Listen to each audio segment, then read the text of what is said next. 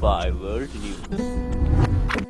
We begin with North Korea. President Trump warning the regime today against making any more threats toward the U.S., with that promise that the U.S. would unleash fire and fury, the likes of which the world has never seen. It comes after U.S. intelligence determined North Korea's weapons program has now reached a dangerous milestone. ABC's chief global affairs correspondent Martha Raddatz tonight with President Trump's entire statement on camera, his warning to North Korea. It is the most fiery, overtly military threat President Trump has ever launched at North Korea, a chilling warning in response to Kim Jong-un's threats to the U.S. North Korea best not make any more threats to the United States. They will be met with fire and fury like the world has never seen. He has been very threatening. Beyond a normal statement. And as I said, they will be met with fire, fury, and frankly, power, the likes of which this world has never seen before. This dramatic escalation of rhetoric, all the more alarming given the latest extraordinary intelligence assessments of North Korea's nuclear capabilities.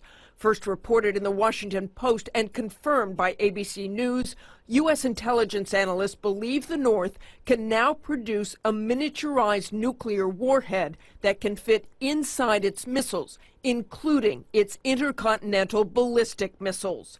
Kim Jong-un's claim that he was standing next to such a nuclear device last March was met with some skepticism, but this latest intelligence assessment says he has indeed produced that device. This is the most momentous day in his nuclear program.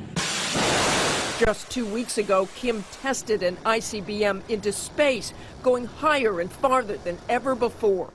But analysts say if the missile trajectory was lowered, the missile could potentially reach the east coast of the United States, including New York and Washington, D.C. There are still two pieces of the puzzle left. One is he has to show that he's able to have that nuclear warhead survive the heat of reentry. And the second is that he has to be able to accurately target it. It is without question the greatest challenge President Trump now faces. And the president's tough new words, fire, fury, and frankly, power, come as Americans are worried about the North Korean threat, according to polls. Just days after the UN enacted strong sanctions, a CBS News poll found 61% of Americans are uneasy about President Trump's handling of North Korea. And Martha Raddatz joins us from Washington tonight. And Martha, in addition to that miniature nuclear warhead, there were other alarming findings about North Korea in that intelligence report?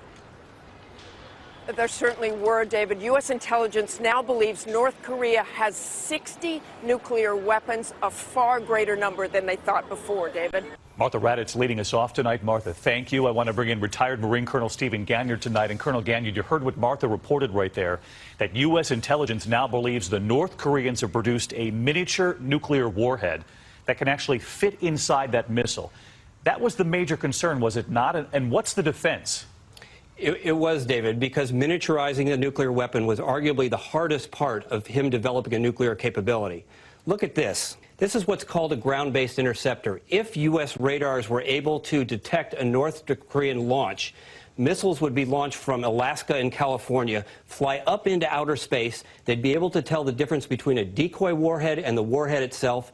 They would intercept it like a bullet on bullet and prevent that nuclear warhead from hitting the United States. That is certainly the hope of how it would play out. Colonel Ganyard, let me ask you this, too. The president's words promising fire and fury like the world has never seen. Afterward, Kellyanne Conway saying the president's rhetoric essentially speaks for itself, calling it strong and obvious.